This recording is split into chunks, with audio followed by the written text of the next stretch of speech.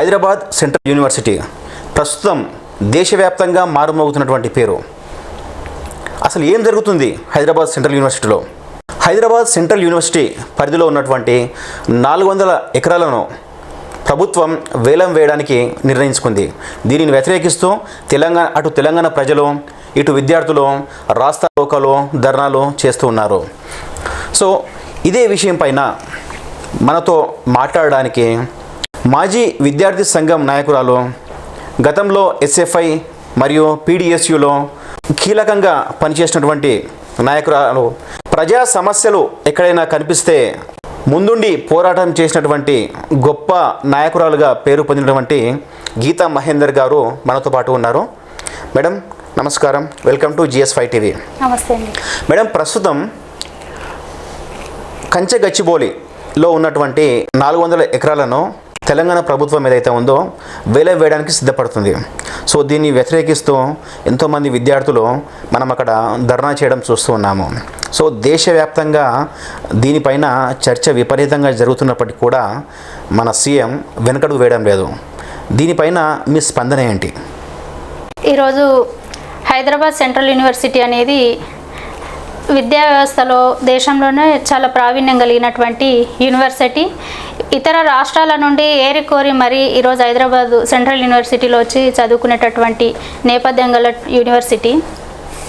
విద్యాపరంగా దేశవ్యాప్తంగా ఒక మంచి ఉన్నతమైన విలువలతో కూడినటువంటి క్వాలిటీ ఎడ్యుకేషన్ ఇచ్చేటటువంటి ఒక యూనివర్సిటీగా పేరున్నటువంటి సెంట్రల్ యూనివర్సిటీకి సంబంధించినటువంటి పరివాహక ప్రాంతంలో ఉన్నటువంటి భూమి ఏదైతే KGF ఫారెస్ట్ ఇది ఉందో, ఈరోజు రాష్ట్ర ప్రభుత్వము రాష్ట్ర అవసరాలను ప్రభుత్వం నడపడానికి బడ్జెట్ లేదన్న సాకుతోటి విద్యాలయాలను, యూనివర్సిటీలను విధ్వంసం చేసే కుట్రలో భాగంగానే ఈరోజు ఆ భూమిని లాక్కోవాలని చూస్తూ ఉన్నారు. ఇది ఫారెస్ట్ ల్యాండ్ కాదని ప్రభుత్వం ల్యాండ్ అని చెప్పేసి వాళ్ళు చెప్తున్నారు. కానీ దానికి సంబంధించి కుట్రపూరితంగానే గతంలో కూడా చరిత్రలో ఏ రోజు అది యూనివర్సిటీ భూమిగా రికార్డులో పొందుపరచకుండా ప్రభుత్వాలు ఇప్పటివరకు గత ప్రభుత్వాలన్నీ కూడా కుట్రపూరితంగానే దాన్ని పొందుపరచలేదు. మొన్నటి వరకు ఉన్న తెలంగాణ కొత్త ప్రభుత్వంలో కూడా ధరణి పోర్టల్ వచ్చినాక కూడా వీళ్ళు కూడా అది యూనివర్సిటీ భూమిగా పొందుపరిచి రాయాల్సింది పోయి వీళ్ళు కూడా కుట్రపూరితంగానే దాన్ని నిర్వీర్యం చేశారు. ఈరోజు ఈ రాష్ట్రంలో ఏదైతే రేవంత్ సర్కారు అధికారంలోకి వచ్చిన తర్వాత కాంగ్రెస్ పార్టీ యొక్క రాజకీయ విలువలకు విరుద్ధంగా పనిచేస్తున్నటువంటి వైఖరి కనిపిస్తుంది. ఈరోజు రాష్ట్రంలో మనం చూసుకున్నట్లయితే ఈ రేవంత్ సర్కార్ అధికారంలోకి వచ్చినప్పటి నుండి మొత్తము ఆయన కోణం అంతా కూడా భూములు, సెటిల్మెంట్లు, దౌర్జన్యాలు ఇదే వైఖరితో ఉంది తప్పిస్తే ప్రజలను ఆడింది. ప్రజలు ఏం కోరుకుంటారు? ఈరోజు ఈ ప్రాంతంలో మనం కోరుకున్న డెవలప్మెంట్ ఏది జరగలేదు. దేనికోసం మనం ప్రజల లోపలికి వెళ్ళాలన్న విషయాలు పక్కకు పెట్టి మొత్తం కూడా విధ్వంసాలు, ఓవర్ నైట్ ఊర్ల మీద పడడము, అడవుల మీద పడడము, లాగేసుకోవడము, ఇట్లాంటి చర్యలకే పూనుకుంటున్నాడు.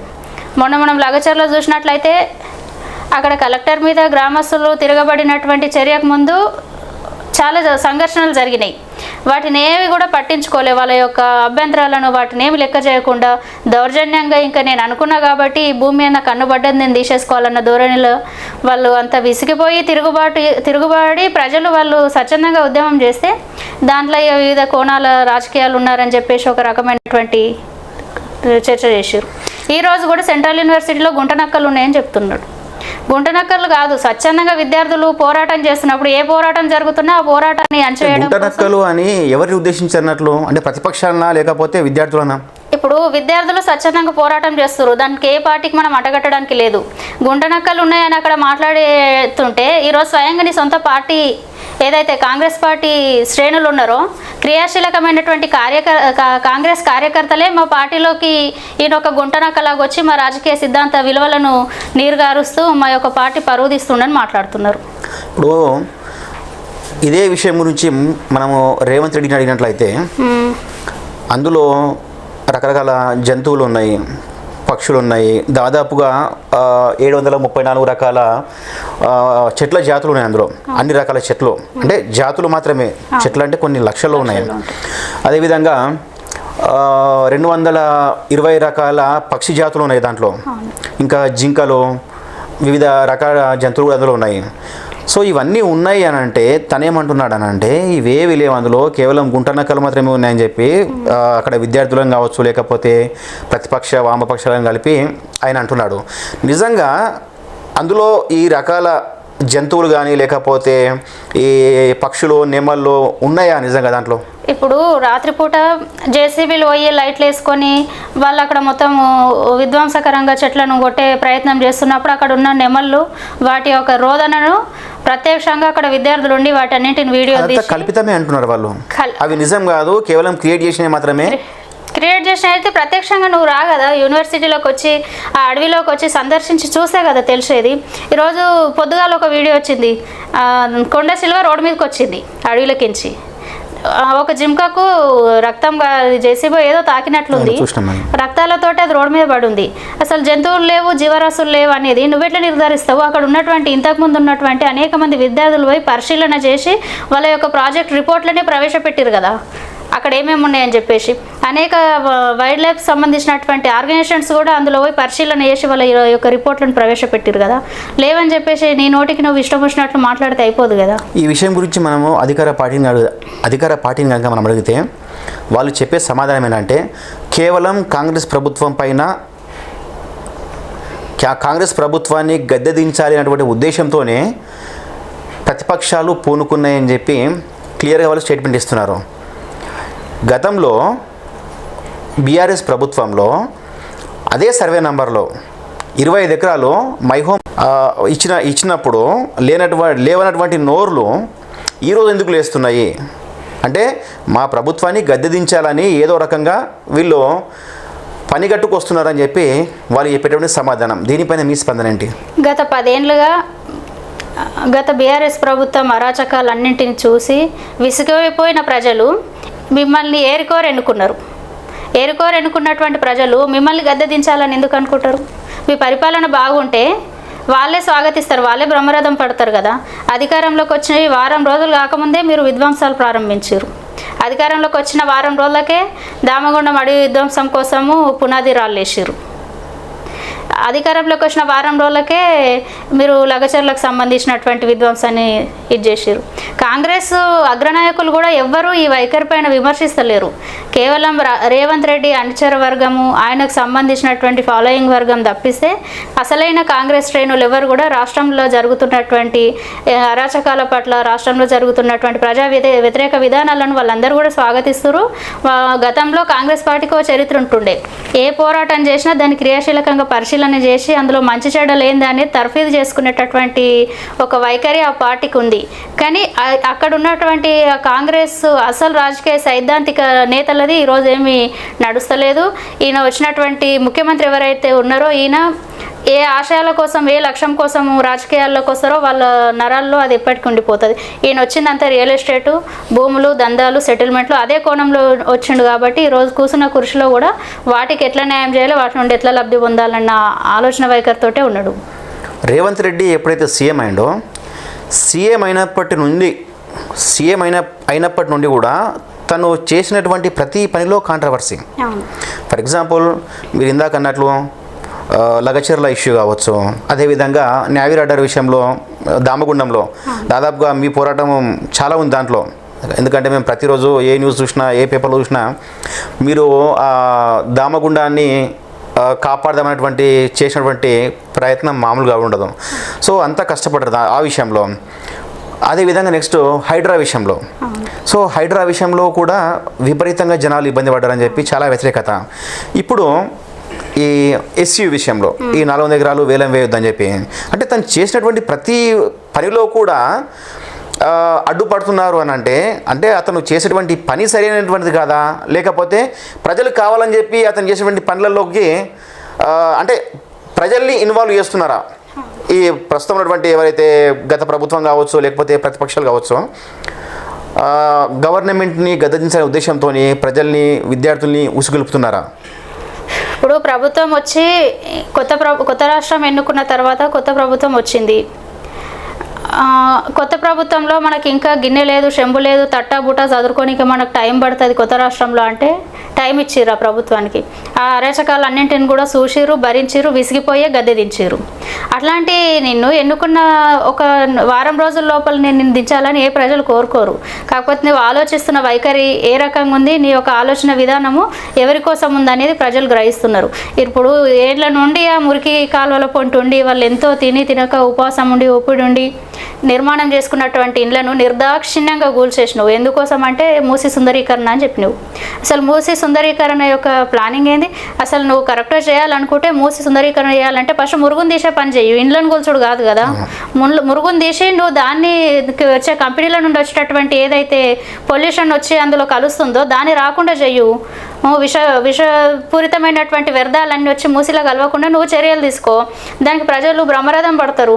కానీ అది విడిచిపెట్టి ఈరోజు పేదల ఇండ్లన్నీ కూలగొట్టి అవి ఖాళీ చేసి అవన్నీ కాంప్లెక్స్లకు రెంట్కి ఇచ్చి అందులో కమిషన్ తీసుకోవాలి, మూసి సుందరీకరణకు బడ్జెట్ పెట్టి అందులో తీసుకోవడం అంటే ఈరోజు హైదరాబాద్లోనేమో కూలుస్తున్నావు హైదరాబాద్ తీసుకొచ్చి, అదే మూసి జన్మస్థలమైనటువంటి వికారాబాద్ మొత్తము నరుకుతున్నావు కదా.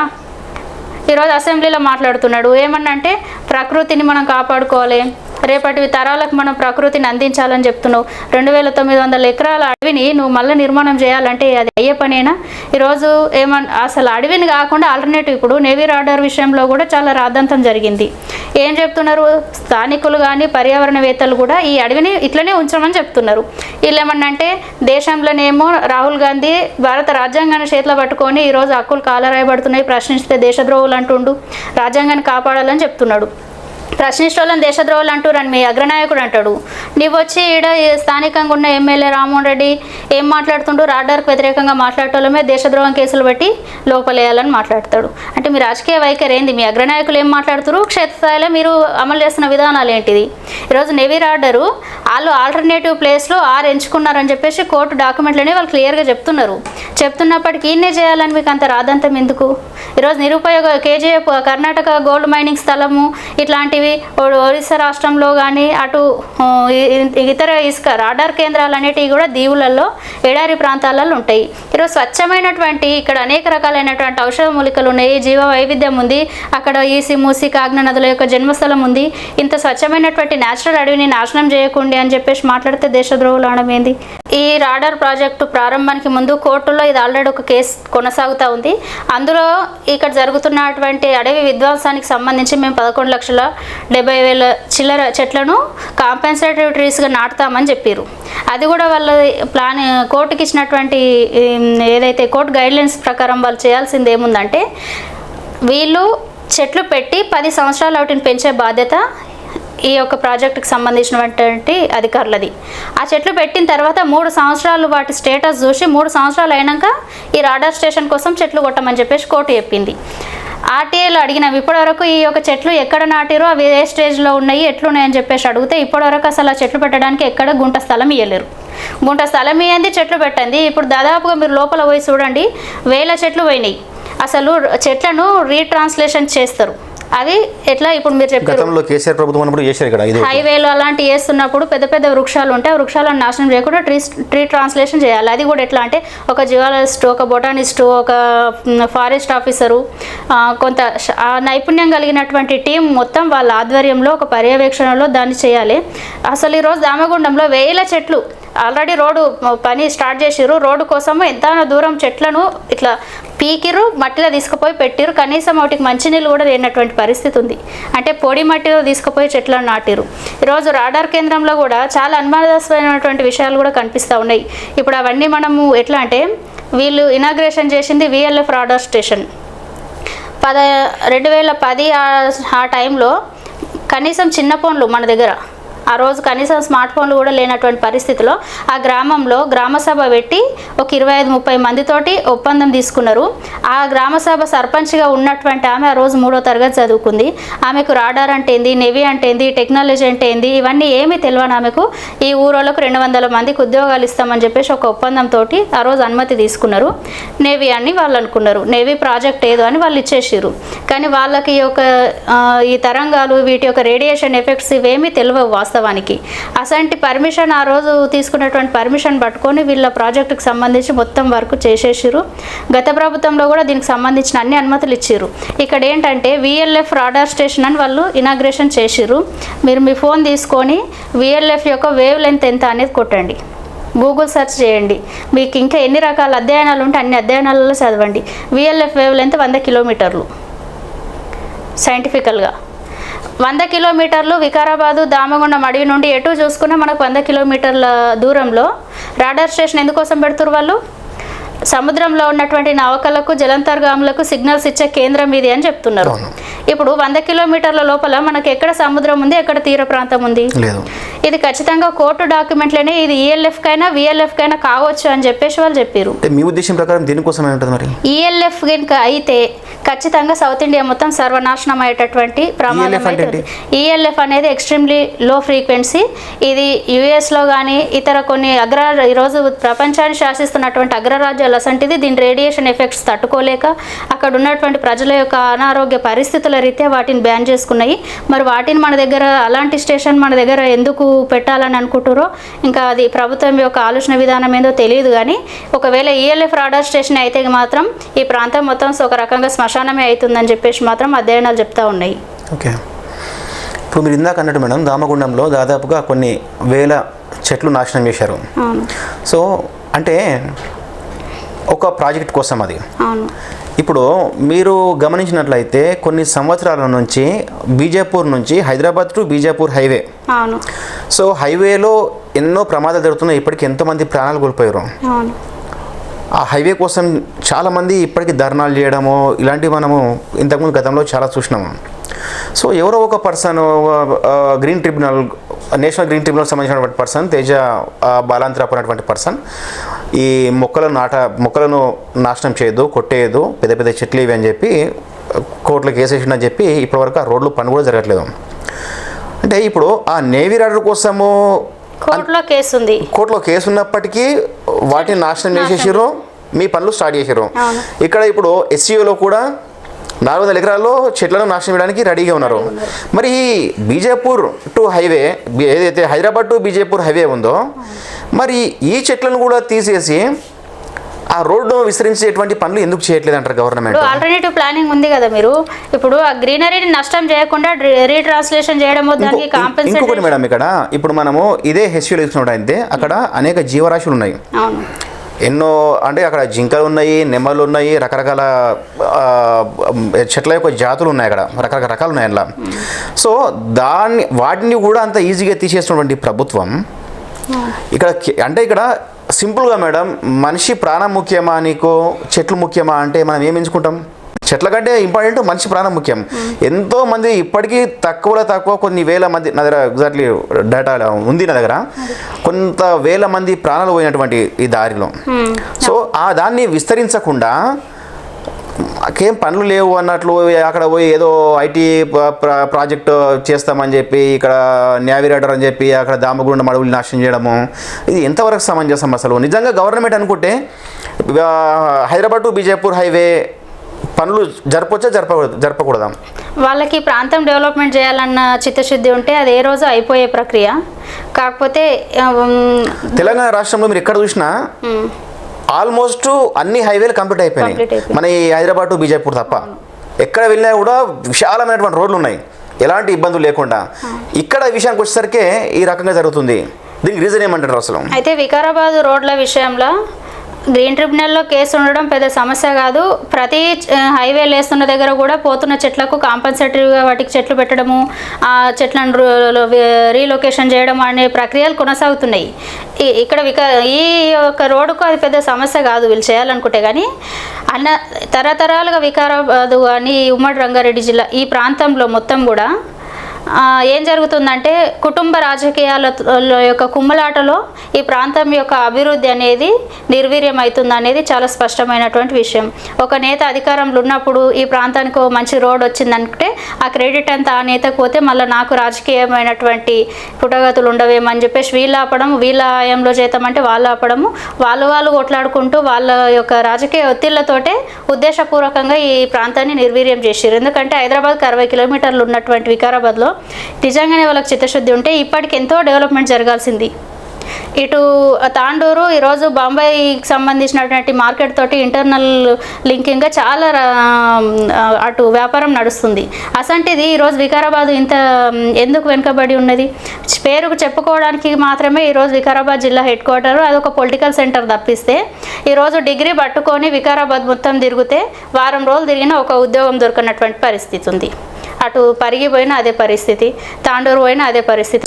పార్టీ ప్రభుత్వాన్ని కాంగ్రెస్ గవర్నమెంట్ ఫామ్ చేసింది అంటే అందులో ఒక ముఖ్యమైన కారణం తీన్మార్ మల్లన్న బీఆర్ఎస్ ప్రభుత్వం, బీఆర్ఎస్ గవర్నమెంట్ ఉన్నప్పుడు వాళ్ళను తిట్టిండు. డైరెక్ట్గా బాడీ షేమింగ్, ఈవెన్ కేసీఆర్ని అయితే బాడీ షేమింగ్ కూడా చేసిండు. సో ఇప్పుడు సీఎం రేవంత్ రెడ్డి ఏమన్నాడంటే మమ్మల్ని తిట్టొద్దు, తిట్టి అరెస్ట్ చేస్తాము అని మాట్లాడుతున్నాడు. ఈరోజు మీరు గవర్నమెంట్ ఫామ్ చేయని కారణము అంటే అందులో ఎంతో కొంత భాగం మాత్రం ఖచ్చితంగా తీన్మార్ మల్లన్నకు ఉంది. అందుకే ఈరోజు మీరు తీన్మార్ మల్లన్న తీసుకున్నారు మీ పార్టీలోకి, ఆయనకి ఎమ్మెల్సీ సీట్ ఇచ్చారు, ఆయన గెలిపించుకుర్రు, మళ్ళీ ఆయన మిమ్మల్ని ప్రశ్నించడం అని చెప్పి మళ్ళీ మీ పార్టీలోంచి తీసేస్తారు. అంటే తీసుకోవడం మీ ఇష్టమే, ఎలగొట్టడం మీ ఇష్టమే, అన్నీ మీ ఇష్టాలు అయిపోయినాయి. అంటే ప్రస్తుతం ఎట్లా ఉందంటే నిజంగా ప్రశ్నించాలంటే మాలాంటి వాళ్ళు భయపడుతున్నారు, ప్రశ్నిస్తే ఏమవుతుందో అని చెప్పి. నిజంగా ఈరోజు ఈ 400 ఎకరాలు అంటే నాట్ ఈజ్ జోక్. అన్ని ప్రాణాలు పోతున్నాయి అక్కడ, అన్ని చెట్లు పోతున్నాయి అక్కడ. ఆల్మోస్ట్ హైదరాబాద్లో అసలే పొల్యూటెడ్ ఏరియా, అంటే విపరీతమైన పొల్యూషన్ ఉందంటే ఈ 400 ఎకరాల్లో ఉన్నటువంటి చెట్లు కనుక నాశనం అయితే ఇంకా భయంకరంగా తయారయ్యేటువంటి అవకాశం ఉంది అక్కడ. పర్యావరణ పరంగా కూడా వైల్డ్ లైఫ్ యాక్ట్ ప్రకారం అక్కడ వాళ్ళు ఏదైనా నిర్మాణం చేయాలన్నా, చెట్లు కొట్టేయాలని చెప్పేసిన, అక్కడ ఏదైనా ప్రాజెక్టు ప్రారంభం చేయాలన్నా ఫస్ట్ అక్కడ ఉన్నటువంటి చిన్న గువ పిట్టెలతో కాడికెంచి అక్కడ ఉన్న కప్పలు ఏ రకమైనటువంటి జీవరాశులనైనా వేరే అడవికి, వేరే ప్రాంతానికి వాటిని షిఫ్ట్ చేయాలి. కానీ అసలు అక్కడ ఆ చెట్లలో అసలు జీవరాశులు లేవు, జంతువులు లేవు అని ఈరోజు జాతీయ పక్షిని మనం గౌరవించాలి. నెమ్మలను అసలు తరిమి కొడుతున్నారు, అడవులకించి తరిమి కొడితే అవి అక్కడ హాస్టళ్లకు, ఆ చుట్టుముట్టు ఉన్నటువంటి అపార్ట్మెంట్లకు పోయేవి తలదార్చుకునే పరిస్థితి ఉంది. అంటే వైల్డ్ లైఫ్ యాక్ట్ వీళ్ళకి పనిచేయదా? ఈరోజు చెట్లకు సంబంధించి ఒక చెట్టును కొట్టాలంటే ఇప్పుడు ఫారెస్టే కానవసరం లేదు. ఫారెస్టులు అయితేనే ఇప్పుడు వాళ్ళకు ఇష్టానుసారంగా ఫారెస్టులు అయితేనేమో అక్కడ ఫారెస్ట్ ఆఫీసర్ ఎవరో ఒకరు అనుమతి ఇవ్వాలి. మరి ఇక్కడ రోడ్డు మీద చెట్లను కొట్టడం కోసము ఆ రోజు అనేకమైనటువంటి ప్రాణాలు పోతున్నటువంటి రోడ్డు మీద చెట్లను తీయడానికి ఏమో మీకు అనేక ఆటంకాలు వస్తున్నాయి.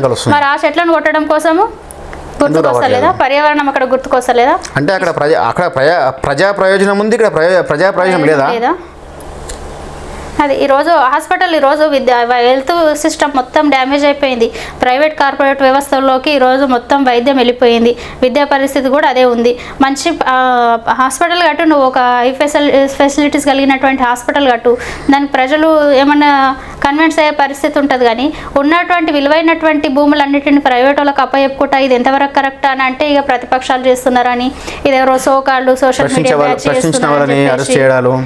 నిర్బంధించడము, అర్ధరాత్రి అసలు విద్యార్థుల మీద పోయి లాఠీచార్జ్. నిన్న మా పీడిఎస్ లీడర్లు అందరినీ కూడా రాష్ట్ర వ్యాప్తంగా కూడా అందరినీ స్టేట్ వైడ్గా వాళ్ళందరినీ హోమ్ అరెస్ట్ చేసిరు, ఎలాంటి పిలుపులు లేకుండానే. అంటే అంత భయం. ఈరోజు ఈ రూట్లో ముఖ్యమంత్రి రావాలని అంటే ఆ రూట్లో ఉన్న అన్ని ప్రజా సంఘాలను, పొలిటికల్ లీడర్లు అందరినీ కూడా అరెస్టులు చేసి పోతున్నటువంటి పరిస్థితి ఉంది.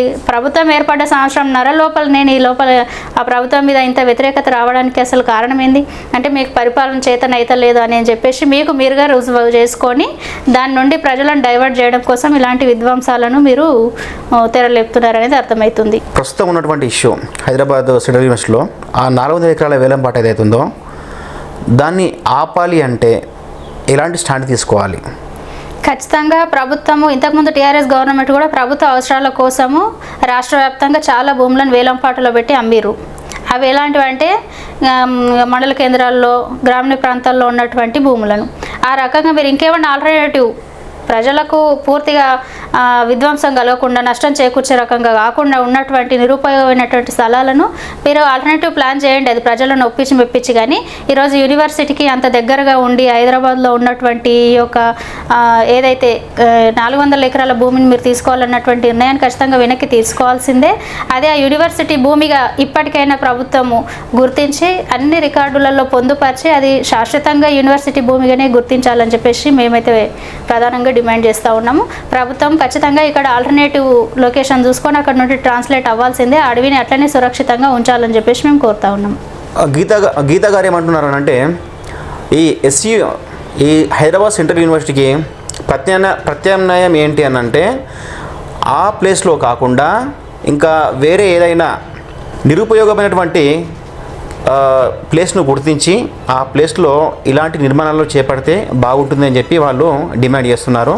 థ్యాంక్ యూ గీత గారు, మా స్టూడియోకి వచ్చి మీ విలువైనటువంటి సమయాన్ని మాకు కేటాయించినందుకు ధన్యవాదాలు.